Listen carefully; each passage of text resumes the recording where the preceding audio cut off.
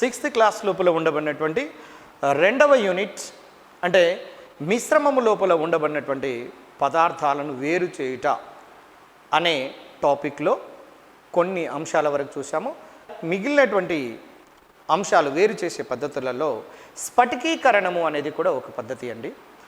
ఈ స్ఫటికీకరణము అనేది ఒక ద్రవము లోపల కరిగిన పదార్థములు కనుక ఉన్నట్లయితే, ఒక ద్రవము లోపల కరిగిన పదార్థములు కనుక ఉన్నట్లయితే ఆ కరిగిన పదార్థాన్ని వేరు చేయటానికి, గమనించండి, ఒక ద్రవము లోపల కరిగిన పదార్థం ఉన్నట్లయితే కరిగిన పదార్థాన్ని వేరు చేయడానికి ఉపయోగించే పద్ధతిని స్ఫటికీకరణము అంటారు. ఉదాహరణకు మీరు గమనించండి, ఉప్పు ద్రావణమును బీకరులో తీసుకొని, ఉప్పు ద్రావణాన్ని బీకరులో తీసుకొని బాగా వేడి చేసినట్లయితే దానిలోని నీరు అంతా కూడా ఆవిరైపోయి మిగిలినటువంటి ఉప్పు స్ఫటికాలు మిగిలిపోతాయండి. అంటే ఉప్పు ద్రావణాన్ని తీసుకున్నప్పుడు ఉప్పు అంతా కూడా ఆవిరైపోయిన తర్వాత చివరకు ఆ పాత్ర లోపల మిగిలి ఉండేది ఉప్పు స్ఫటికాలండి. ఈ విధంగా ఉప్పు నీటి నుండి ఉప్పును వేరు చేయటానికి స్ఫటికీకరణం అనే పద్ధతిని ఉపయోగిస్తారు. అంటే ఒక ద్రవములో కరిగిన పదార్థములను వేరు చేయటానికి ఉపయోగించే పద్ధతిని స్ఫటికీకరణము అంటారు, లేదా క్రిస్టలైజేషన్ అంటారండి. ఇది ఒకటి ముఖ్యమైనటువంటి అంశాల్లో ఒక అంశము, దీన్ని గమనించండి. సముద్రపు నీటిని మడులలోనికి పంపి, మీ అందరూ తెలుసు సముద్రము లోపల ఉండబడినటువంటి నీరు మొత్తము ఉప్పుతో కూడుకొని ఉంటుంది. ఎక్కువ శాతం మీరు ఎప్పుడైనా సముద్రపు నీటిని టేస్ట్ చేసి చూడండి ఒక్కసారి, ఎంత ఉప్పగా కనపడుతుందో మీకు అర్థమైపోతుంది. లేదా వాటి లోపల బీచ్ లోపలికి వెళ్ళినప్పుడు స్నానం చేసి చూడండి, మన శరీరం పైన ఉప్పు యొక్క పరిమాణం ఏ విధంగా తేరి ఉంటుంది. ఒక్కసారి మనం స్కిన్ కనుక టంగ్తో టచ్ చేసి చూస్తే మనకు ఎంత ఉప్పుగా ఉంటుందో తెలుస్తుంది. అందువల్ల సముద్రపు నీటిని కనుక మడుల లోపలికి తీసుకొని, కొన్ని మడుల లోపలి సమీపం లోపల ఉన్నటువంటి మడులుగా తయారు చేసి దాని లోపల ఉండబడిన నీటిని బాష్పీభవనం చెందించటం వల్ల చివరకు మనకు ఉప్పు అనే స్ఫటికాలు మిగులుతూ ఉంటాయండి. ఈ విధంగా స్ఫటికీకరణం అనే ప్రక్రియ ద్వారా మనము ఈ పదార్థాలను, అంటే మిశ్రమం లోపల కరిగి ఉండబడినటువంటి పదార్థాలను వేరు చేయడానికి ఉపయోగిస్తారండి. తర్వాత స్వేదనము, జాగ్రత్తగా గమనించండి. స్వేదనము, అంశిక స్వేదనం. చాలాసార్లు చాలామంది డిఎస్సి రాస్తున్నటువంటి వాళ్ళు కావచ్చు, ఇంకా ఆ పై తరగతుల వాళ్ళు కావచ్చు, ఇంటర్, డిగ్రీ, పీజీ ఎవరైనా కావచ్చు, ఇక్కడ కొద్ది కన్ఫ్యూజన్గా ఉంటుంది. కాబట్టి దాన్ని క్లారిటీగా గమనించండి. స్వేదనము అంటే ఏంటి? రెండు ద్రవ పదార్థాల మిశ్రమము గనక ఉన్నట్లయితే, గమనించండి, రెండు ద్రవ పదార్థాల మిశ్రమము గనక ఉన్నట్లయితే ఆ ద్రవ పదార్థాల మిశ్రమాన్ని వేడి చేసి వేరు చేసే ప్రక్రియను స్వేదనము అంటారు. రెండు ద్రవ పదార్థాల మిశ్రమాన్ని తీసుకున్నట్లయితే దాన్ని వేడి చేయాలి, వేరు చేయాలి. ఉదాహరణకు నీరు ప్లస్ ఆల్కహాల్, ఈథైల్ ఆల్కహాల్ను కలపాలి. నీటి యొక్క బాష్పీభవన ఉష్ణోగ్రత 100 డిగ్రీల సెంటీగ్రేడ్, ఆల్కహాల్ది సుమారుగా 78 పాయింట్ సంథింగ్ ఉంటుంది. అంటే మీరు దీన్ని బట్టి ఇంకేమర్థమవుతుంది అంటే ఈ రెండు ద్రవ పదార్థాలు ఒకదానితో ఇంకొకటి కలిసి ఉంటాయి. కారణం మీ అందరికీ తెలుసు, హైడ్రోజన్ బంధాల కారణం చేత. అయితే ఈ రెండు పదార్థాల యొక్క మిశ్రమాన్ని ఒక కుప్పే లోపల తీసుకొని కనుక వేడి చేస్తూ పోతున్నట్లయితే తక్కువ బాష్పీభవన ఉష్ణోగ్రత కలిగినది తొందరగా బాష్పంగా మారి వేరొక పాత్ర లోపలికి మనం తీసుకుంటామండి. ఈ మిగిలినటువంటిది ఎక్కువ బాష్పీభవన ఉష్ణోగ్రత కలిగినటువంటిది ఈ పాత్ర లోపల మిగిలి ఉంటుంది. కాబట్టి రెండు ద్రవ పదార్థాల మిశ్రమాన్ని వేడి చేసి వేరు చేసే ప్రక్రియనే స్వేదనము లేదా డిస్టిలేషన్ అంటారు. అయితే ఇక్కడ అంశిక స్వేదనానికి మధ్యన డిఫరెన్స్ ఏంటంటే, ఉదాహరణకు సింపుల్గా గమనించండి, A+B gives rise to solution అనుకుందాం. ఏ అనేది ఒక అణుఘటకము, ఒక ద్రవము, బి అనేది ఒక అణుఘటకము, ఇంకొక ద్రవము. ఈ రెండు ఘటకాలు కలిసి ఉండటం వల్ల ఒక ద్రావణం ఏర్పడింది. అయితే ఒక దాని యొక్క బాష్పీభవన ఉష్ణోగ్రత రెండవ దాని యొక్క బాష్పీభవన ఉష్ణోగ్రతలో మధ్యలో వ్యత్యాసము కనుక 25 డిగ్రీల సెంటీగ్రేడ్ కనుక 25 డిగ్రీల సెంటీగ్రేడ్ ఉష్ణోగ్రత కంటే ఎక్కువగా ఉన్నట్లయితే, అంటే ఒక్కొక్క ద్రవ పదార్థానికి ఒక్కొక్క బాష్పీభవన ఉష్ణోగ్రత ఉంటుంది. అలాంటప్పుడు ఆ ఏబీల యొక్క బాష్పీభవన ఉష్ణోగ్రతల్లో తేడా 25 డిగ్రీల సెంటీగ్రేడ్ కంటే ఎక్కువగా ఉన్నట్లయితే దాన్ని స్వేదన ప్రక్రియ ద్వారాను, ఒకవేళ ఆ రెండు ద్రవ పదార్థాల యొక్క అణుఘటకాల యొక్క బాష్పీభవన ఉష్ణోగ్రతల్లో తేడా 25 డిగ్రీల సెంటీగ్రేడ్ కంటే తక్కువగా ఉంటే ఆ పద్ధతిని అంటే ఆంశిక స్వేదనము అనే పద్ధతిని ఉపయోగించి వాటిని వేరు చేస్తారు. అంటే ఇక్కడ రెండిటి కూడా ఒకే నిర్వచనం ఆల్మోస్ట్. చూడండి, రెండు ద్రవ పదార్థాల మిశ్రమాన్ని వేరు చేయటానికి వేడి చేసి వేరు చేసే ప్రక్రియను స్వేదనము అంటే, ఆ రెండింటి మధ్యన బాష్పీభవన ఉష్ణోగ్రతలో తేడా 25 డిగ్రీల సెంటీగ్రేడ్ కంటే తక్కువ ఉంటేనేమో ఆంశిక స్వేదనం అని, ఎక్కువ ఉంటే స్వేదనం అనే ప్రక్రియల ద్వారా మనము ఆ అణుఘటకాలను వేరు చేస్తూ ఉంటాము అండి. మీకు టెక్స్ట్ బుక్లో ఒక శాంకువ కుప్పెలో కొంత నీటిని తీసుకోండి. ఒక శాంకువ కుప్పె లోపల కొంత నీటిని తీసుకొని ఒంటి రంధ్రము కలిగినటువంటి బిరడాను అమర్చి దాని గుండా ఒక గొట్టమును ఇంకొక శాంకువ కుప్పకు అంటే కోనికల్ ఫ్లాస్క్ గనుక అనుసంధానం చేసి దాన్ని వేడి చేసినట్లయితే ఒక ద్రవము ఆ నాళము ద్వారా బాష్పంగా మారి రెండవ శాంకువ కుప్ప లోపలికి పొందవచ్చు. దీనిని మీరు స్క్రీన్ పైన డయాగ్రామ్ లోపల స్పష్టంగా చూసి మీరు వెంటనే అర్థం చేసుకోవడానికి అవకాశం ఉంటుంది. మీరు దాన్ని స్క్రీన్ మీద అబ్జర్వ్ చేయండి, మీకు ఇప్పుడు తెలిసిపోతుంది. డయాగ్రామ్ గమనించినట్లయితే మొదటి శాంకువ కుప్పలో నీరు మీరు గమనించండి, నీరు దాంతోపాటు ఇంకొక పదార్థ మిశ్రమం కలిగి ఉన్నది. దాని పై భాగం లోపల ఒంటి రంధ్రము కలిగినటువంటి రబ్బర్ బిరడా ఉన్నది. ఆ రబ్బర్ బిరడా గుండా ఒక నాళం ఉండి ఇంకొక శాంకువ కుప్పతో అనుసంధానాన్ని కలిగి ఉంటుంది. ఇప్పుడు క్రింది భాగం నుండి బున్సెన్ జ్వాల ద్వారా బాగా వేడి చేస్తూ పోతున్నట్లయితే తక్కువ బాష్పీభవన ఉష్ణోగ్రత కలిగినటువంటిది ముందుగా బాష్పంగా మారి ఆ వాహక నాళము గుండా రెండవ గాజు కుప్పలోనికి వచ్చేస్తుంది. ఆ తర్వాత దాన్ని చల్లబరిచినట్లయితే నీకు వెంటనే ఇది ఒక ద్రవం గాను అదొక ద్రవం గాను, అంతకు మునుపు రెండు అణుఘటకాలు కలిగినటువంటి మిశ్రమము, ఆ తర్వాత ఈ ప్రక్రియ తర్వాత ఆ రెండు అణుఘటకాలను ఈ ప్రక్రియ ద్వారా వేరు చేస్తున్నట్లుగా మనకు అర్థమవుతున్నది. ఇది అర్థం కావాలంటే డయాగ్రామ్ను స్పష్టంగా గమనించవలసినటువంటి అవసరం ఉన్నది. ఉత్పతనము నెక్స్ట్. ఇది ఉత్పతనం. అసలు ఉత్పతనం అంటే ఏంటి మీ అందరికీ తెలుసు, ఎన్నో సందర్భాల్లో చదివి ఉంటారు. జనరల్గా ఏ పదార్థాన్నైనా వేడి చేస్తే, ఘన పదార్థాన్ని వేడి చేస్తే ద్రవంగాను, ద్రవ పదార్థాన్ని వేడి చేస్తే వాయువుగాను మారుతుంది. కానీ కొన్ని పదార్థాలు, ప్రత్యేకమైనటువంటి కొన్ని పదార్థాలు మాత్రం ఘన పదార్థాన్ని వేడి చేస్తే నేరుగా వాయువుగా మారుతుంది, నేరుగా వాయువుగా మారుతుంది. అలా మారటాన్ని ఉత్పతన ప్రక్రియ అని, ఇలా చెందే పదార్థాలను ఉత్పతన పదార్థాలు అంటారండి. గ్రూప్స్ ఎగ్జామినేషన్లోనైతే సాధారణంగా ఈ క్రింది వాళ్ళలో ఉత్పతనము చెందేది ఏది, గ్రూప్ 1లో గ్రూప్ 2లో చాలా సమయాల్లో అడిగినటువంటిది. ఉదాహరణకు అయోడిన్, మూలకాలలో అయోడిన్, సమ్మేళనాల్లో అమ్మోనియం క్లోరైడ్, క్యాంఫర్, నాఫ్థలిన్, ఇవి ప్రధానమైనవండి. అన్ని గ్రూప్స్లలో అన్ని రకాల ఎంట్రన్స్లలో ఒకటేంటి, అన్ని రకాల ఎంట్రన్స్లలో అడుగుతున్నటువంటిది. అంటే ఇటువంటి లక్షణము అంటే ఉత్పతనము లక్షణము కలిగి ఉన్నటువంటి పదార్థాలకు ఉత్పతనము లేనటువంటి లక్షణము కలిగినటువంటి ఇంకొక పదార్థము కలిసి ఉన్నట్లయితే అటువంటి మిశ్రమాన్ని వేరు చేయడానికి ఉత్పతనము అనే ప్రక్రియ ద్వారా మనము వేరు చేస్తుంటాము. మీరు గమనించండి, టెక్స్ట్ బుక్ని బేస్ చేసుకున్నట్లయితే ఒక మిశ్రమము నుండి వేరు అణుఘటకాలను వేరు చేయనప్పుడు వాటి యొక్క రంగు, ఆకారము, పరిమాణము, భారము, ద్రావణీయత వంటి ధర్మాలను పరిశీలనలోనికి తీసుకొని వాటిని వేరు చేస్తూ ఉంటామండి.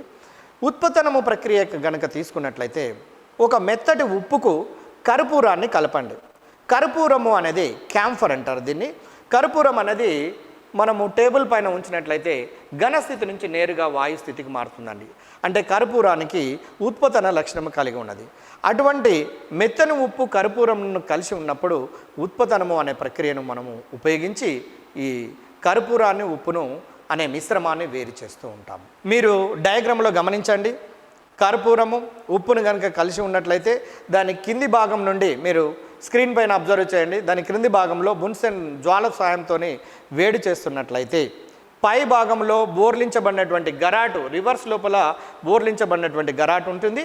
ఆ గరాటు యొక్క గొట్టము భాగానికి దూదితోని కనుక ఉంచినట్లయితే, నింపి ఉంచినట్లయితే, క్రింది భాగం నుంచి వేడి చేసినట్లయితే అక్కడ ఈ ఏదైతే ఉత్పతనము లక్షణం కలిగి ఉంటుందో అది మొదటగా బాష్పంగా మారి ఆ దూది దగ్గర మొత్తము స్ఫటికీకరణం చెందటాన్ని గమనిస్తాము తర్వాత. కాబట్టి ఈ విధంగా ఆ రెండు పదార్థాలను వేరు చేయటానికి ఉత్పతనం అనే ప్రక్రియను ఉపయోగిస్తారు. దీన్ని స్క్రీన్ మీద ఒక్క నిమిషం మీరు గమనిస్తే మీకే తెలిసిపోతుంది, చాలా ఈజీగా అర్థమైపోతుందండి. ఇది ఉత్పతన ప్రక్రియ ద్వారా అణుఘటకాలను వేరు చేసే పద్ధతి. లాస్ట్ అతి ముఖ్యమైనటువంటి పద్ధతులలో క్రోమటోగ్రఫీ పద్ధతి. క్రోమటోగ్రఫీ అనేది ఇట్స్ ఎ మోడర్న్ టెక్నిక్, ఆధునికమైనటువంటి పద్ధతి. ఈ ఆధునికమైనటువంటి పద్ధతి ద్వారా ఒక మిశ్రమము లోపల ఉండబడినటువంటి అణుఘటకాలను వేరు చేస్తారండి.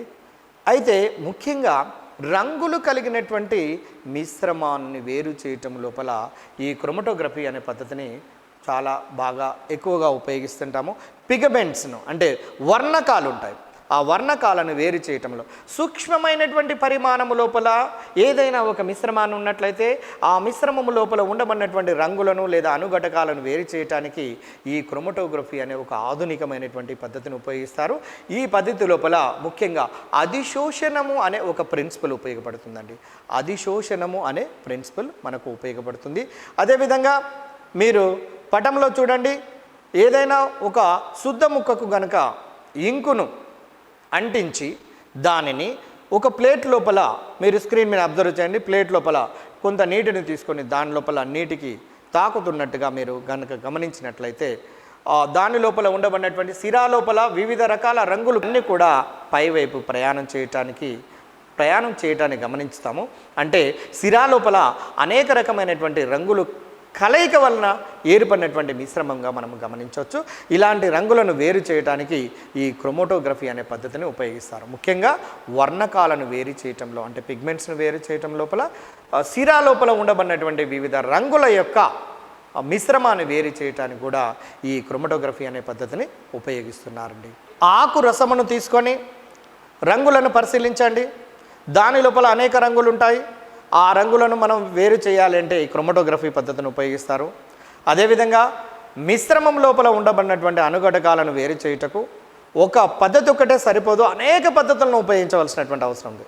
ఏదో అంటే కొన్ని సందర్భాల్లో ఒక పద్ధతి ద్వారానే అన్ని రకాల మిశ్రమాలను అన్ని రకాల అణుఘటకాలను వేరు చేయలేము. అనేక పద్ధతులను ఉపయోగించి మనం వేరు చేయడానికి అవకాశం ఉంటుంది. ఈ విధంగా ఒక శాస్త్రీయమైనటువంటి పద్ధతులను ఉపయోగించి ఒక మిశ్రమం లోపల ఉండబడినటువంటి అణుఘటకాలను మనం వేరు చేస్తూ ఉంటుంటాము. ఈ చాప్టర్లో అంటే ఈ 6th క్లాస్ లోపల ఉండబడినటువంటి 2వ యూనిట్ లోపల అంటే పదార్థాలను వేరు చేయటం అనే యూనిట్ లోపల కీలక పదాలు ఉన్నాయండి. ఆ కీలక పదాల మీద మనకు పటుత్వం ఉందా లేదా ఒకసారి గమనించండి. తేర్చటము, రెండవది స్ఫటికీకరణము, గమనించండి మీరు, స్ఫటికీకరణము. 3 వేరు చేయటము, 4 తేరివేత, 5 స్వేదనము, 6 చేతితో ఏరివేయటం, 7 జల్లించటం, 8 ఉత్పతనము, 9 తూర్పార పట్టడం, 10 వడబోత, 11 క్రోమటోగ్రఫీ. ఈ 11 కీలకమైనటువంటి పదాల మీద పూర్తి పటుత్వం, ఏ పదాన్ని ఇచ్చినా కూడా దాని గురించి మనం స్పష్టంగా అనలైజ్ చేయగలిగే కేపబిలిటీని కలిగి ఉన్నప్పుడు ఆ టాపిక్ లోపల ఉండబడినటువంటి ఏ అంశం వచ్చినా కూడా మనము ఆన్సర్ చేయడానికి అవకాశం ఉంటుంది. మనము ఈ పదార్థాలను వేరు చేయటం అనే దాంట్లో ముఖ్యంగా మీరు స్క్రీన్ పైన అబ్జర్వ్ చేయొచ్చు. 2 లేదా అంతకంటే ఎక్కువ పదార్థములు యాంత్రికంగా కలిసి ఉండటం వల్ల ఏర్పడినటువంటి పదార్థ రూపాన్ని మిశ్రమము అంటారని. దానికి ఉదాహరణలు మనం గమనించాము. గాలి ఒక మిశ్రమము, టీ ఒక మిశ్రమము, లడ్డు ఒక మిశ్రమము, నిమ్మరసము ఒక మిశ్రమము, కాంక్రీటు ఒక మిశ్రమము, మట్టి ఒక మిశ్రమము. ఈ మిశ్రమాలను 2 రకాలుగా చేస్తారని. అందులోని మొదటిది సహజమైన మిశ్రమము, రెండవది కృత్రిమమైన మిశ్రమము. సహజమైనటువంటి మిశ్రమానికి ఉదాహరణ మట్టి తీసుకోవచ్చు, మామూలుగా వాతావరణం లోపల గాలిని తీసుకోవచ్చు. రెండవది కృత్రిమమైన మిశ్రమము అంటే కాఫీ కావచ్చు, టీ కావచ్చు, ఈ మొదలైనటువంటి లడ్డు లాంటి మొదలైనటువంటి వాటిని మనము కృత్రిమమైన మిశ్రమానికి ఉదాహరణగా తీసుకుంటాము. ఓవరాల్గా ఒక్కసారి మీరు వీటిని రివిజన్ చేసుకున్నట్లయితే వెంటనే మనకు పూర్తిగా అర్థమైపోతుంది.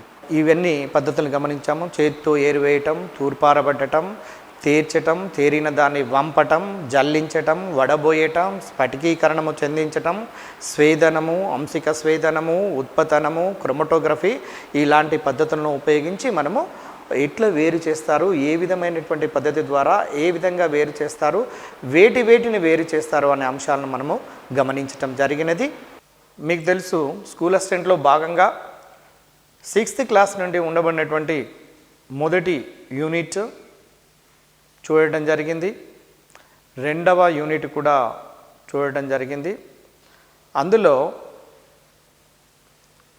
వస్తువులు, పదార్థములు మొదటిది, మిశ్రమం లోపల ఉండబడే అణుఘటకాలను వేరు చేయటము, దాని లోపల ఉండబడే పద్ధతులను చూడటం జరిగింది. ఆ తర్వాత 6th క్లాస్లో ఇంకొక యూనిట్ ఉంది, మన చుట్టూ జరుగుతున్నటువంటి మార్పులు.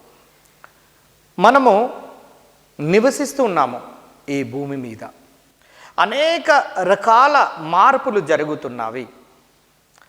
ఆ రకాల మార్పులలో మన టెక్స్ట్ బుక్లలో 6th క్లాస్ నుండి ఇచ్చినటువంటి అంశాలు ఏంటంటే, పూలు విచ్చుకోవటం ఒక మార్పు, ఆకాశంలో మబ్బులుగా మారటం అనేది ఒక మార్పు, ఆకులు రాలి కొత్త ఆకులు రావటం కూడా ఇంకొక రకమైనటువంటి మార్పు, శరీరము లోపల గోర్లు మరియు వెంట్రుకలు అనేది పెరగటం కూడా ఒక మార్పునకు ఉదాహరణగా తీసుకోవచ్చు. పెరిగినప్పుడు బరువు లోపల కూడా మార్పు అనేది ఉంటుంది. అయితే మన చుట్టూ జరుగుతున్నటువంటి మార్పులు ఎలాంటి మార్పులు? తాత్కాలికమైన మార్పుల, శాశ్వతమైన మార్పుల, భౌతిక చర్యన, రసాయనిక చర్యన, ఈ అంశాల గురించి మనము చదవబోతున్నాము. అందులో భాగంగా నిరంతరము చూస్తున్నటువంటి మార్పులలో పాలు పెరుగుగా మారుట ఒక రసాయనిక మార్పు అండి. ఇక్కడ చిన్న అంశం గమనించండి, భౌతిక మార్పు, రసాయనిక మార్పు సింపుల్గా గుర్తుపెట్టుకోవచ్చు. భౌతిక మార్పు జరిగినప్పుడు ఫార్ములాలో లేదా సంఘటనములో మార్పు ఉండదు. రసాయనిక మార్పు జరిగినప్పుడు ఫార్ములాలో లేదా సంఘటనములో మార్పు ఉంటుందండి, అది గమనించండి. ఉదాహరణకు, మంచును వేడి చేస్తే నీరుగా మారుతుంది. మంచు యొక్క ఫార్ములా H2O, నీటి యొక్క ఫార్ములా H2O, అంటే ఫార్ములాలో మార్పు రాలేదు. కాబట్టి ఇది ఒక భౌతిక మార్పు. ఈ భౌతిక మార్పులో ఒకసారి మంచు నీరుగా మారితే నీరును మళ్ళీ చల్లారిస్తే మళ్ళీ మంచుగా మారుతుంది. అంటే మొదటి దాన్ని మళ్ళీ పొందవచ్చు. ఇది ద్విగత చర్యగా భావించవచ్చు. భౌతిక చర్యను ద్విగత చర్యగా ఇరువైపులా, అంటే ఎడమ నుండి కుడికి, కుడి నుండి ఎడమకు ఇరువైపులా జరిగే చర్యగా భావిస్తాము. కాబట్టి దీన్ని ద్విగత చర్య అంటారు. అదేవిధంగా రసాయనిక చర్యలో శాశ్వతమైన మార్పు ఉంటుంది, మళ్ళీ తిరిగి మొదటి దాన్ని పొందలేము. ఉదాహరణకు పేపర్ను మండించండి, మండిపోయిన తర్వాత మళ్ళీ తిరిగి పేపర్ను పొందగలమా? పొందలేము. అంటే దాన్ని రసాయనిక మార్పుగా, ఇట్స్ ఏ పర్మనెంట్ చేంజ్, ఒక శాశ్వతమైనటువంటి మార్పు. భౌతిక మార్పు ఏమో టెంపరీ చేంజ్, దానికి స్లైట్ డిఫరెన్స్. ఇక్కడ ఫార్ములాలో మార్పు ఉండదు, ఇక్కడ ఫార్ములాలో మార్పు ఉంటుంది. ఇక్కడ భారంలో మార్పు ఉండదు, ఇక్కడ భారంలో మార్పు కనపడుతుంది. సో ఈ విధంగా మనము వాటిని రెండింటిని గుర్తుపెట్టవచ్చు. మన టెక్స్ట్ బుక్ 6th క్లాస్లో ఇచ్చినటువంటిది ఏంటంటే, పాలు పెరుగుగా మారుట అనేది ఒక రసాయనిక మార్పు. ఒక్కసారి పెరుగుగా మారిన తర్వాత పాలు మళ్ళీ తిరిగి పెరుగు నుంచి పాలను పొందడం అనేది సాధ్యమయ్యే విషయం కాదు. అంటే ఒక్కసారి ఒక ఫార్ములా, కొత్త ఫార్ములా లోపలికి మారిన తర్వాత తిరిగి మొదటి దాన్ని పొందలేము అనేది అర్థమవుతుంది. అయితే మీరు గమనించండి, పాలను కనుక రుచికి మీరు స్వల్పంగా తీయగా ఉంటుందండి. దాంట్లో లాక్టోస్ అనే ఒక కార్బోహైడ్రేట్ ఉంటుంది. రేపు అడగొచ్చు, పాల లోపల ఉండబడే చక్కెర ఏంటి? గ్రూపులలో చాలా సందర్భాల్లో అడిగారు. ఈ 6th క్లాస్ లోపలనే ఉన్నది. పాల లోపల ఉండబడే చక్కెర లాక్టోస్. ఆ లాక్టోస్ ఉండటం వల్ల కొంతవరకు తీయదనాన్ని కలిగి ఉంటుంది. దాని యొక్క నంబర్ సుమారు 24 దాకా ఉన్నది. అదే షుగర్ది అయితే మనం తినే చక్కెరది 100 దాకా ఉన్నది. కాబట్టి ఇంకా కాస్త తీయదనం కోసం పాలలో చక్కెరను వేసి మనం తాగుతూ ఉంటుంటాము, ఇంకా టేస్ట్ కోసం పెంచడం కోసం. ఇక మీరు ఆ తర్వాత చూడండి, ఇక్కడ మీ టెక్స్ట్ బుక్లో 6వ తరగతిలో ఇక్కడ కనుక డిఎస్సిలో ప్రశ్న వేస్తే నేను అనుకుంటాను సుమారుగా 5-10% మంది మాత్రమే కరెక్ట్గా ఆన్సర్ చేస్తారు. మిగిలిన వాళ్ళు కొంచెం కన్ఫ్యూజ్ అయ్యే అవకాశం ఉంది. ఇది ఏంటిదో చూడండి.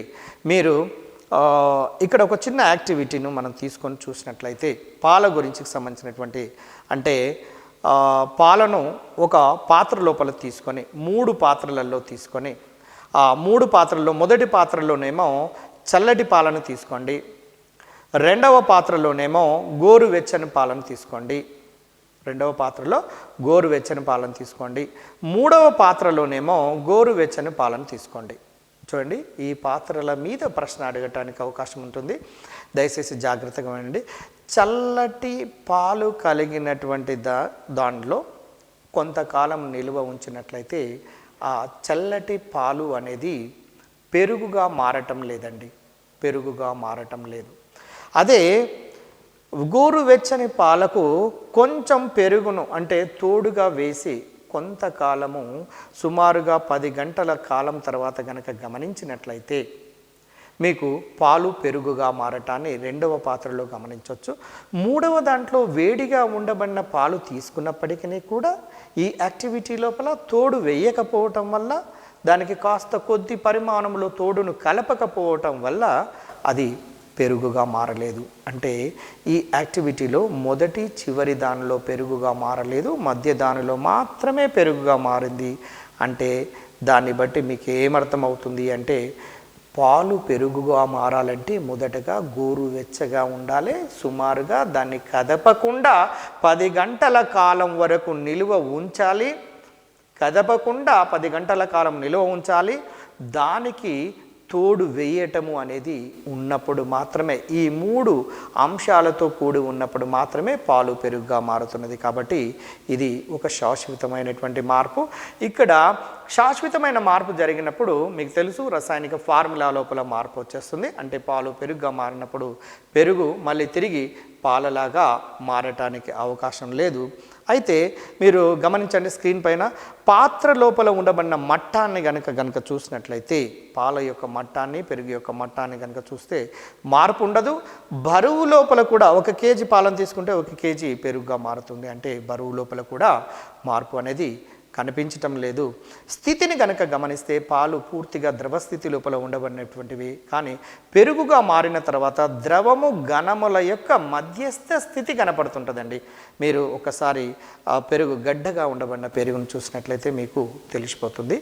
అంటే పాలు పెరుగుగా మారటం అనేది ఒక శాశ్వతమైన మార్పు, ఒక రసాయనిక మార్పు. It's a permanent change. దీంట్లో ఫార్ములాలో మార్పు వస్తుందన్న అంశము మీకు అర్థమైంది.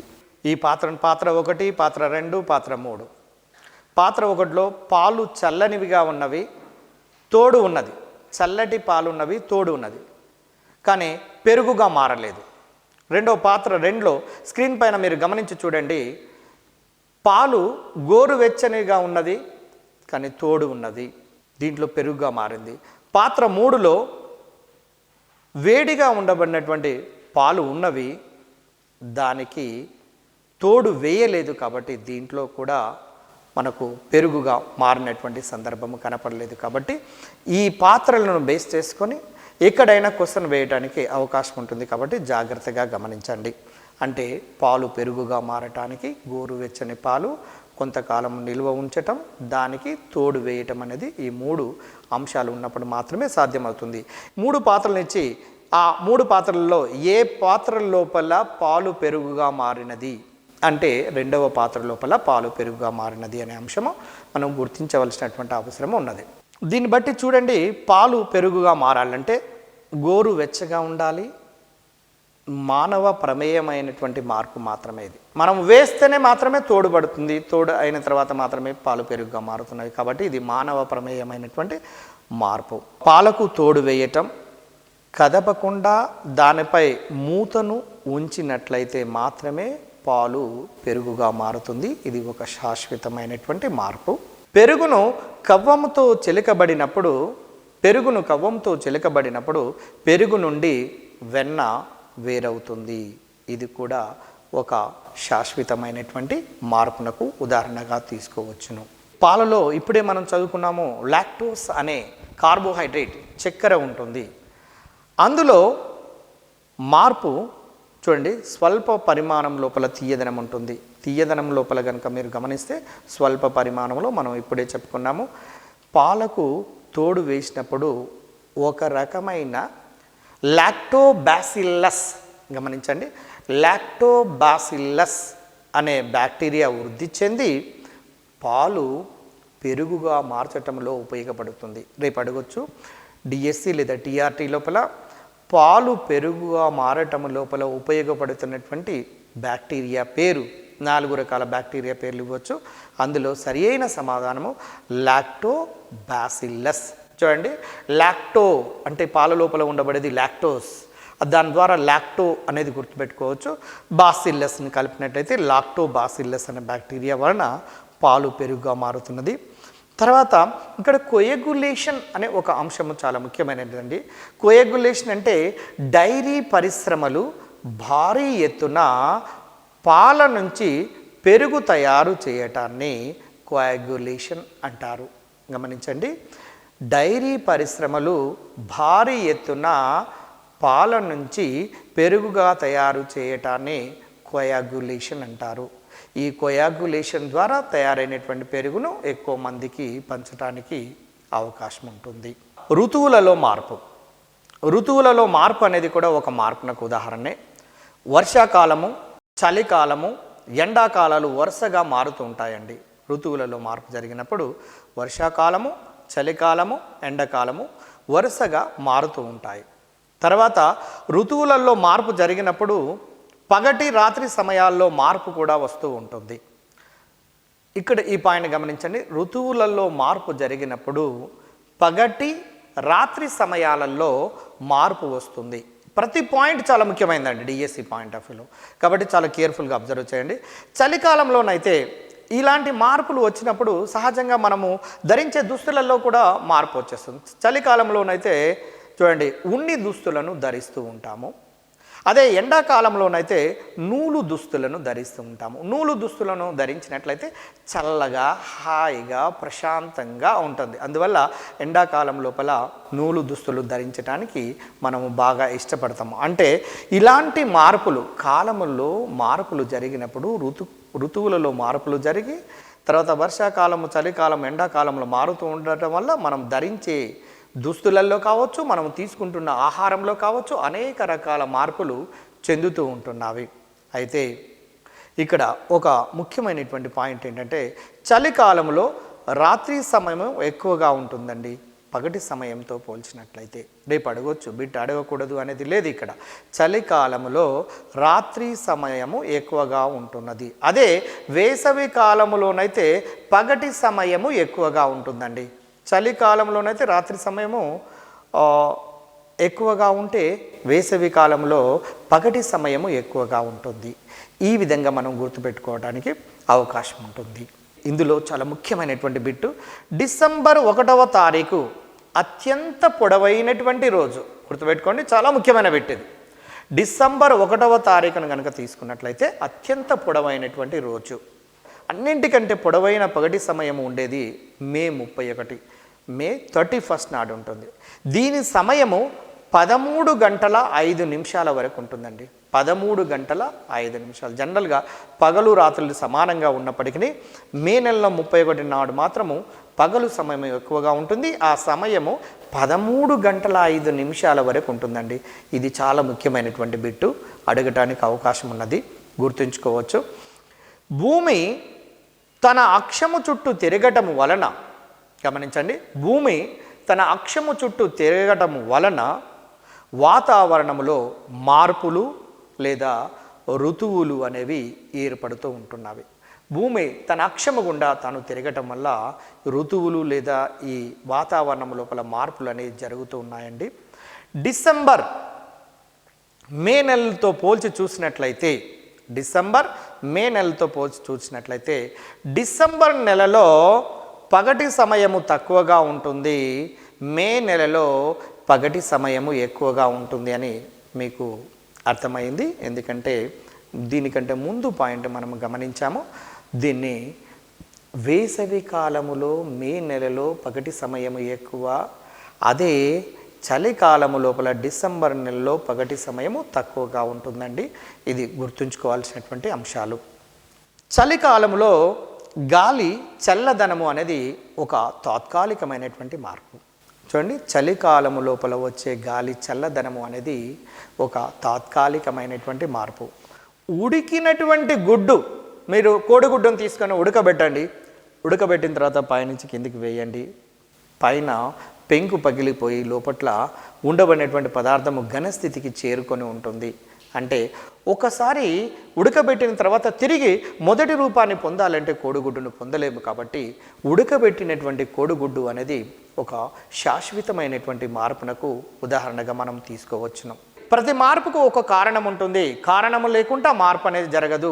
పండ్లు కుళ్ళిపోయావి అంటే దానికి ఒక కారణం ఉంటుంది, ఒక కెమికల్ రియాక్షన్ జరుగుతుంది, అందువల్లనే ఇలా ఉంటుంది. ఉదాహరణకు యాపిల్ కట్ చేసినట్లయితే సడన్గా దాని యొక్క కలం గోధుమ రంగు లోపలికి మారుతుంది. దాని యొక్క రంగు అంటే మారింది, రంగు లోపల మార్పు జరిగిందంటే దాంట్లో ఒక కెమికల్ రియాక్షన్ జరిగింది, ఒక మార్పు అనేది జరిగింది. అంటే దాని లోపల ఉండబడిన ఐరన్ ఆక్సిజన్తో కలిసి ఐరన్ ఆక్సైడ్గా మారటం వల్ల తెలుపుగా ఉండబడినటువంటి యాపిల్ అనేది ఎరుపు రంగు లోపలికి మారుతుంది, లేదా గోధుమ రంగు లోపలికి మారుతుంది. అంటే ప్రతి మార్పునకు ఒక ఖచ్చితమైనటువంటి ఒక నిశ్చితమైనటువంటి మార్పు ఉంటుంది అనే విషయం మీకు అర్థమవుతున్నది. తర్వాత విద్యుత్ బల్బు వెలుగుట అనేది, విద్యుత్ బల్బులను మీరు తీసుకొని చూడండి. విద్యుత్ బల్బు వెలుగుట అన్నది ఒక తాత్కాలికమైనటువంటి మార్పే. ఇది టెంపరీ చేంజ్ మాత్రమే. ఇది ఫిజికల్ చేంజ్ కిందకి వస్తుంది కానీ కెమికల్ చేంజ్ కాదు. చాలామంది ఇక్కడ పొరపడుతుంటారు, గమనించండి. ఐస్ క్రీమ్ కరిగినప్పుడు స్థితి లోపల మార్పు వస్తుందండి. ఘనస్థితి నుంచి క్రమంగా ద్రవస్థితికి చేరుకుంటుంది. ఐస్ క్రీమ్ కరిగినప్పుడు స్థితి లోపల మార్పు వస్తుంది. ఇవి ఒక్కొక్క అంశము అనేది ఈ టీఆర్టీ ఎగ్జామినేషన్ పాయింట్ ఆఫ్ వ్యూలో చాలా ముఖ్యమైనవి. జాగ్రత్తగా చదవండి.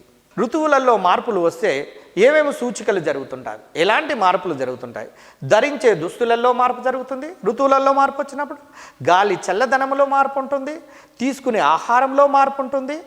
ధరించే దుస్తులలో మార్పు, గాలి చల్లదనములో మార్పు, తీసుకునే ఆహారంలో మార్పు, పానీయాలలో మార్పు, పగటి రాత్రి సమయాలలో మార్పు, లభించే పండ్ల లోపల కూడా మార్పు ఉంటుంది, పువ్వులలో మార్పు ఉంటుంది. ప్రతి దానిలో మార్పు ఈ ఋతువులలో మార్పు వచ్చినప్పుడు కనపడుతుంది. దీనికి కారణం ఏంటంటే సూర్యోదయం యొక్క దిశ లోపల మార్పు ఉండటం వల్ల ఈ ఋతువులలో మార్పు వచ్చి ఈ విధమైనటువంటి ఇన్ని రకాల మార్పులకు కారణమవుతుంది. కాబట్టి ఈ మార్పులను గుర్తుపెట్టుకోవడానికి ప్రయత్నం చేయండి. ధరించే దుస్తులలో, గాలి చల్లదనములో, తీసుకునే ఆహారం లోపల, పగటి రాత్రి సమయాల్లో మార్పు, తర్వాత లభించే పండ్లలో, ఈవెన్ పువ్వులలో కూడా మార్పులు గమనించడం మనం చూస్తూ ఉంటాము. ఇది ఋతువులలో మార్పు వచ్చినప్పుడు. మీకు తెలుసు, మన చుట్టూరా జరుగుతున్నటువంటి మార్పులు అనే అంశాన్ని గురించి 6th క్లాస్ లోపల ఉండబడిన 3rd యూనిట్ గురించి మనం నేర్చుకుంటున్నాము. అందులో ముఖ్యమైనటువంటి పాయింట్ల గురించి మనం చర్చిస్తున్నాము. ఆ ఒక్కొక్క పాయింట్ని మీరు జాగ్రత్తగా పెన్ను పేపర్ను దగ్గర పెట్టుకొని ప్రతి పాయింట్ని మీరు రాసుకుంటూ మీరు అనలైజ్ చేసుకుంటూ పోయినట్లయితే మీరు సక్సెస్ కావడానికి ఎక్కువ శాతం అవకాశం ఉంటుంది. ఇప్పుడు చూడండి, ఇప్పుడు ఒక పాయింట్ గమనించండి. డిసెంబర్ 20వ తేదీ నాటికి, ఒకసారి గమనించండి, ఈ డిసెంబర్ 20వ తేదీ నాటికి సూర్యోదయం యొక్క దిశ తూర్పు దిశ నుండి దక్షిణము వైపు జరుగుతూ ఉంది అండి. రేపు దీని మీద ప్రశ్నలు కనుక వేస్తే ఆన్సర్ చేసే వాళ్ళ సంఖ్య చాలా తక్కువగా ఉంటారు. 6వ తరగతి అంశమే కదా అని అనుకోవద్దు. డిసెంబర్ 20వ తేదీ వరకు సూర్యోదయం యొక్క దిశ జనరల్గా సూర్యుడు ఉదయించేది తూర్పున ఉదయిస్తుంటాడు. కానీ ఈ డిసెంబర్ 20 నాటికి వచ్చేసరికనే ఆ దిశ ఏ విధంగా ఎటువైపు మారుతుందంటే క్రమంగా దక్షిణం వైపు మారుతుందండి. ఇది చాలా ముఖ్యమైన పాయింట్. అదే మే 15వ తారీఖు కనుక తీసుకున్నట్లయితే దాదాపుగా సూర్యోదయం యొక్క దిశ తూర్పు దిశలో ఉంటుంది. మే 15వ తారీఖు మీకు తెలుసు. మే 31 నాడైతే అది లాంగెస్ట్ డే టైం ఉంటుంది. మీకు తెలుసు, అది 13 గంటల 5 నిమిషాల వరకు ఉంటుంది. తర్వాత మంచు ముక్కలు నీరుగా మారుట అనేది ఒక తాత్కాలికమైన మార్పు. ఎందుకంటే నీటిని చల్లారిస్తే మంచుగా మారుతుంది, మంచును వేడి చేస్తే నీరుగా మారుతుంది, నీటిని వేడి చేస్తే బాష్పంగా మారుతుంది, బాష్పాన్ని చల్లారిస్తే నీరుగా మారుతుంది. ఇవన్నీ కూడా H2O ఫార్ములా లోపల మార్పు రాలేదు కాబట్టి ఓన్లీ భౌతిక మార్పులు మాత్రమే. నీరు మంచుగా మారినా, మంచు నీరుగా మారినా, నీరు నీటి ఆవిరిగా మారినా, నీటి ఆవిరి నీరుగా మారినా, నీరు మంచుగా మారినా ఇందులోపల జరుగుతున్నటువంటి మార్పులు మొత్తము కూడా భౌతికమైనటువంటి మార్పులు మాత్రమే, రసాయనికమైనటువంటి మార్పులు కావు. దీన్ని గమనించండి. నీరు నీటి ఆవిరిగా మారుట ఒక తాత్కాలికమైనటువంటి మార్పు, ఇది ఒక భౌతికమైనటువంటి మార్పు. అదేవిధంగా ఇనుమును గనక తుప్పు పట్టినట్లయితే ఐరన్ రస్ట్, అంటే ఐరన్ను కొంతకాలం బయట కనుక ఉంచినట్లయితే రస్ట్ ఏర్పడుతుంది. మీ అందరికీ తెలుసు, రస్ట్ అనేది ఇనుము పై భాగం లోపల ఏర్పడడం వల్ల దాని యొక్క మన్నిక అనేది తగ్గుతూ ఉంటుంది. ఇక్కడ ఇనుము రస్ట్గా మారడం అనేది ఒక శాశ్వతమైన మార్పు అండి. ఒక్కసారి రస్ట్గా మారిన తర్వాత తిరిగి మొదటి ఇనుమును పొందాలంటే ఎట్టి పరిస్థితుల్లో పొందలేము.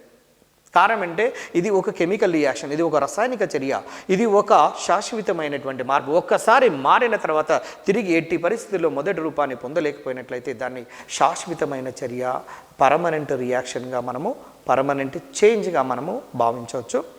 ఇక ఆ తర్వాత ఈ ఇనుము తుప్పుగా మారినప్పుడు ఐరన్ Fe2O3గా మారుతుందండి. గుర్తుపెట్టుకోండి, Fe అనేది Fe2O3గా మారుతుంది. వాతావరణం లోపల ఉండబడిన ఆక్సిజన్తో కలిసి, నీటితో కలిసి Fe2O3 XH2Oగా మారుతుంది. అంటే అది రస్ట్ యొక్క ఫార్ములా.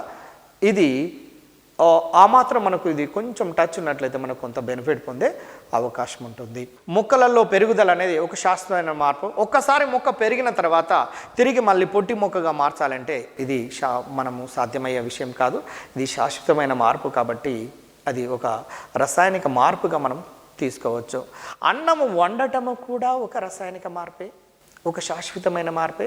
అన్నము వండిన తర్వాత వండినటువంటి అన్నాన్ని తిరిగి మామూలు రైస్గా, వండని రైస్గా మార్చటము అనేది జరగదు. కాబట్టి దాన్ని బట్టి నీకేమర్థమవుతుంది, ఆహారాన్ని వండటము అనేది కూడా ఒక రసాయనిక మార్పే. మనము తాకిన వెంటనే అత్తిపత్తి ఆకులు ముడుచుకుంటాయి.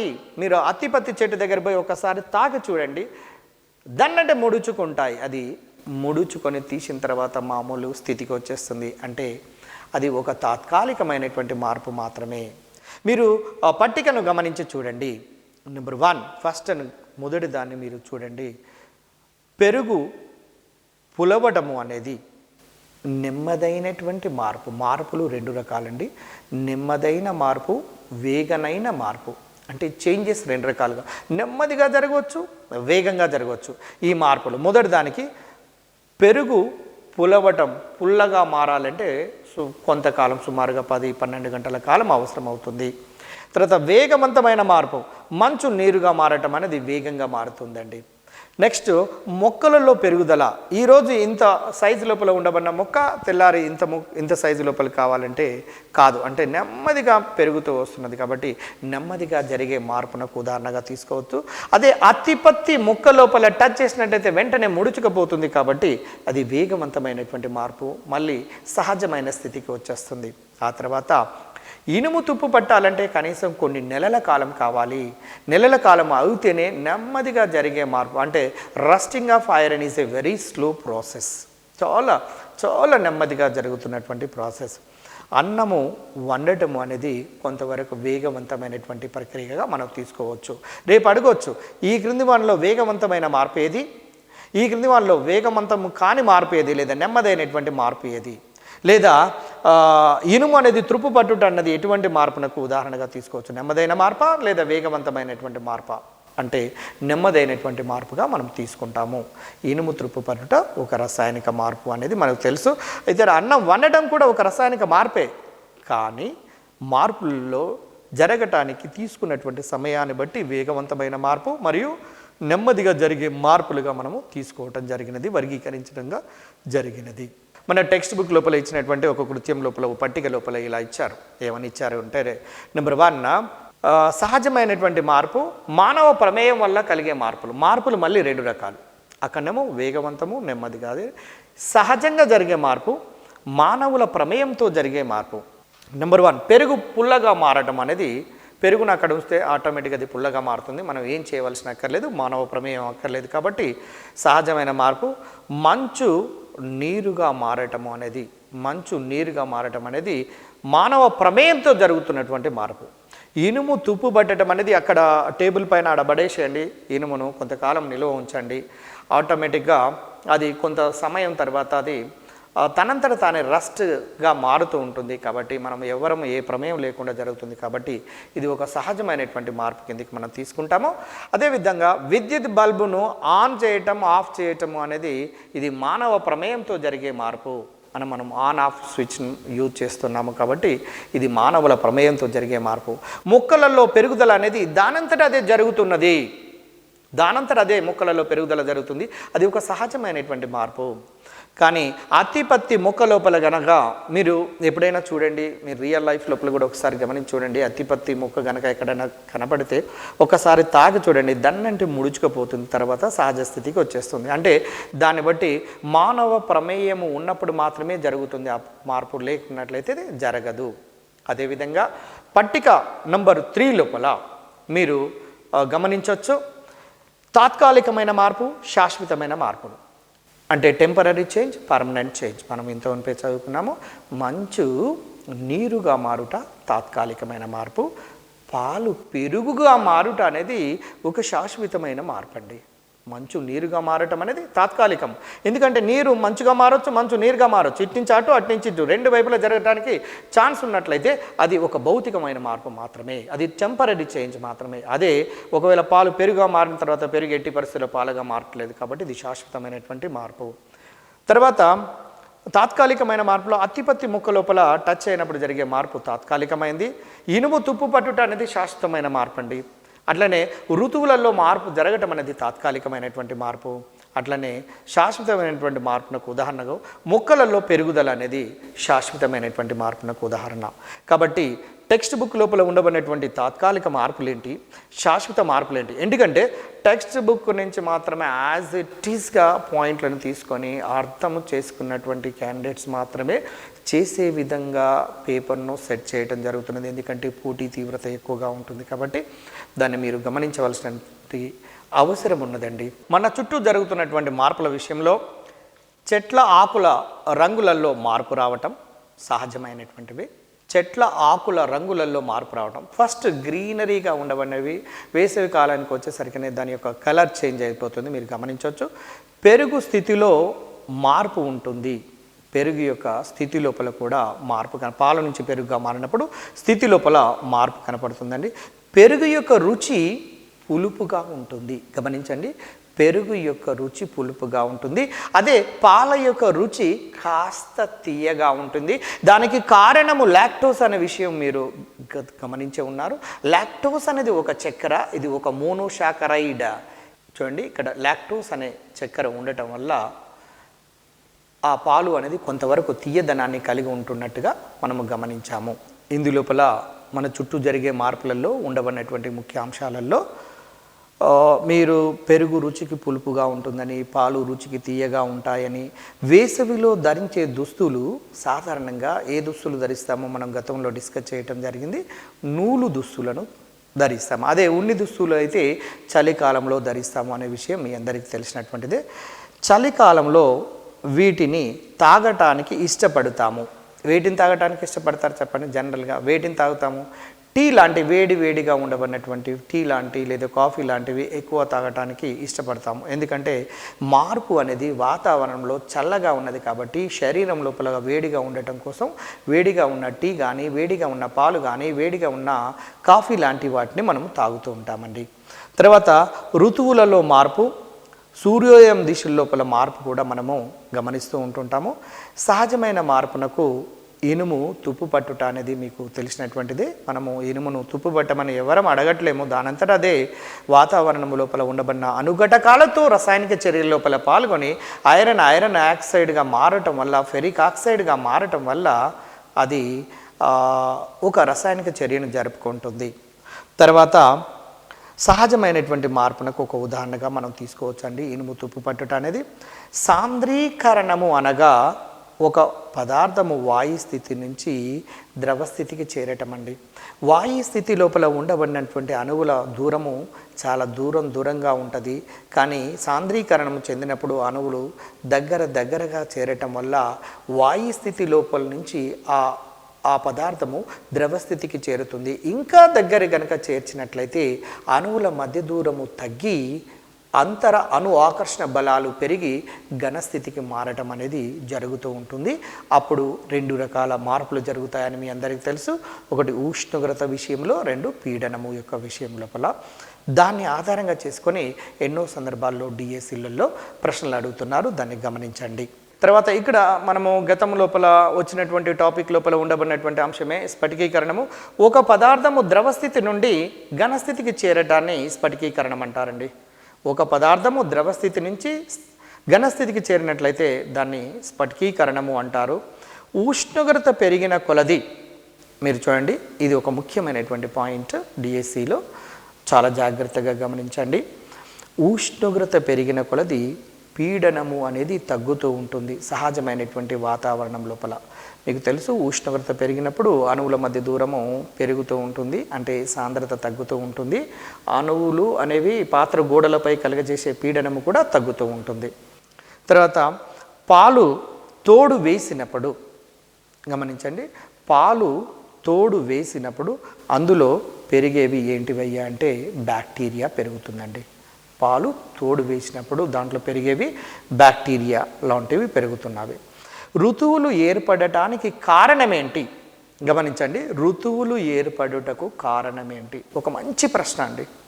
భూమి తన చుట్టూ తాను తిరగటం వల్ల ఈ ఋతువులు ఏర్పడుతున్నాయి. ఖచ్చితమైనటువంటి టెక్స్ట్ బుక్ను బేస్ చేసుకొని చెప్పబడే అంశం ఏంటంటే, భూమి తన చుట్టూ తాను తిరుగుతూ ఉంటుంది కాబట్టి ఈ ఋతువులు ఏర్పడటానికి కారణమవుతుంది. తర్వాత పాలు పెరుగుగా మారినప్పుడు దీంట్లో ఏ మార్పు వస్తుంది? మీరు ఏమన్నా గమనించండి. పాలు పెరుగుగా మారినప్పుడు జనరల్గా ఊహించవచ్చు, నెంబర్ 1 స్థితిలో మార్పు వస్తుందండి. కళ్ళు మూసుకొని మనం చెప్పొచ్చు. అదేంటంటే స్థితి ఎలా మార్పు వస్తుందో ఒకసారి గమనించండి. ఇప్పుడు పాలను ద్రవస్థితిలో ఉంటాయి, మీ అందరికీ తెలిసిందే. మరి పెరుగుగా మారిన తర్వాత గడ్డగా ఉంటుంది. మనం చేయితో తాకి చూసినట్లయితే సెమీ సాలిడ్ రూపంలో ఉంటుంది. కాబట్టి స్థితి లోపల మార్పు వస్తుంది. ఈవెన్ రంగు లోపల కూడా మార్పు వస్తుందండి. రంగు, రుచి, స్థితి, రంగు, రుచి, ఈ మూడింటి లోపల కూడా మార్పులు వస్తాయండి. పాలు పెరుగుగా మారినప్పుడు ఇది ఒక శాశ్వతమైన మార్పు. దీంట్లో ఫార్ములాలో మార్పు ఉంటుంది, రసాయన సంఘటనలో మార్పు ఉంటుంది. ఇది ఒక శాశ్వతమైన మార్పు అనే అంశాల గురించి గతం లోపల మనము చదవటం జరిగింది. ఉదాహరణకు కర్రను కుర్చీగా మార్చటము అనేది టెక్స్ట్ బుక్ బేస్ చేసుకుని గమనించండి పాయింట్ను. కర్రను కుర్చీగా మార్చటము అనేది ఒక శాశ్వతమైనటువంటి మార్పు అండి. అదేవిధంగా నారింజ పండ్లు పండటము అనేది, మీరు ఏ పండు అయినా పండినట్లయితే మీరు ఒక్కసారి బనానాను తీసుకోండి, గ్రీన్ కలర్లో ఉండబడిన బనానాను తీసుకొని దాన్ని కార్బైడ్ లాంటివి వేసి లేదా మామూలుగా ఉంచినట్లయితే కొంతకాలం తర్వాత అది పండి ఎల్లో కలర్ లోపలికి వస్తుంది. ఒక్కసారి ఎల్లో రంగు లోపలికి వచ్చిన తర్వాత ఎట్టి పరిస్థితి లోపల అరటి పండును తిరిగి గ్రీన్ కలర్ లోపల ఉండబడే అరటి పండుగ మార్చడం అనేది సాధ్యమయ్యేది కాదు. కాబట్టి ఇక్కడ ఆకుపచ్చని అరటి పండు పసుపు పచ్చని అరటి పండుగ మారటము అనేది ఒక శాశ్వతమైన మార్పు, ఒక పర్మనెంట్ చేంజ్. ఎందుకంటే అందులోపల కూడా ఫార్ములా లోపల మార్పు వస్తుంది. కాబట్టి ఇది ఒక శాశ్వతమైనటువంటి మార్పునకు మనము ఉదాహరణగా తీసుకోవచ్చును. తర్వాత 2గా కోసినటువంటి కర్ర మొక్క అనేది ఇది ఒక శాశ్వతమైనటువంటి మార్పుగా తీసుకుంటాము. డియర్ ఫ్రెండ్స్, మనం ఇంత నుంచి కూడా డిస్కస్ చేసాము. వండినటువంటి అన్నము శాశ్వతమైన మార్పే. ఒకసారి బాగా అనలైజ్ చేయండి. వండినటువంటి అన్నము శాశ్వతమైన మార్పే. మట్టి నుండి విగ్రహాలుగా మార్చుట, విగ్రహాన్ని మళ్ళీ మట్టిగా మార్చొచ్చండి. కాబట్టి ఇదే మార్పు అవుతుంది అంటే ఒక తాత్కాలికమైనటువంటి మార్పు అవుతున్నది. జీర్ణక్రియ చర్యలు, యాంత్రికమైనటువంటి చర్యలు మొత్తం కూడా శాశ్వతమైన మార్పులు. శరీరం లోపల అంతర్భాగం లోపల జరుగుతున్నటువంటి మార్పులు శాశ్వతమైన మార్పులు. ఉదాహరణకు మనం తీసుకున్నటువంటి ఆహారము జీర్ణం కావడం అనేది ఒక శాశ్వతమైనటువంటి మార్పు. ఎందుకంటే మనము ఒకసారి ఆహారం తీసుకున్న తర్వాత అది జీర్ణమైన తర్వాత మళ్ళీ తిరిగి పొందడానికి అవకాశం ఉండదు. కాబట్టి అది ఒక శాశ్వతమైన మార్పుగా మనము గమనించవచ్చు. అదేవిధంగా మీరు ఇంకో కొన్ని అంశాలను గమనించండి. బొగ్గు, ఖనిజ వాయువు, పెట్రోల్, మొక్కలు, జంతువుల అవశేషాల నుండి తయారవుతాయి. గమనించండి, ఇక్కడ ముఖ్యమైన పాయింట్ బొగ్గు రాసుకోండి, అవసరమైతే బొగ్గు, ఖనిజమైన వాయువు, పెట్రోల్, మొక్కలు, జంతువుల అవశేషాల నుండి తయారవుతున్నాయండి. ఇది ఒక ముఖ్యమైనటువంటి పాయింట్. ప్రకృతిలో జరిగే మార్పులు ఎక్కువ భాగము సహజమైనటువంటి, కృత్రిమమైన మార్పులు చాలా తక్కువ, మనము కలిగించే మార్పులు చాలా తక్కువే, కానీ సహజంగా జరిగే మార్పులు చాలా ఎక్కువగా ఉంటాయండి. అయితే మార్పులను కనుక ప్రధానంగా మీకు మొదట్లోనే గుర్తు చేయడం జరిగింది.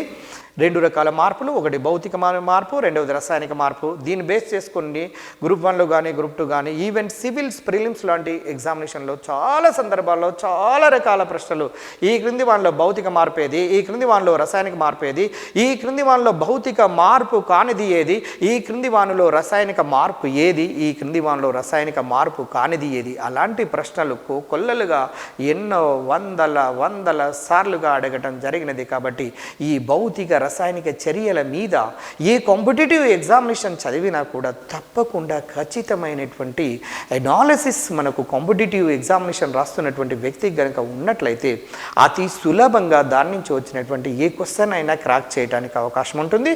దీంట్లో ఒకటి మాత్రం గుర్తుపెట్టుకోండి, ఒక్కసారి భౌతిక చర్య జరిగితే మొదటిది రెండవ దానిగా మారి రెండవది మొదటి దానిగా మారవచ్చు.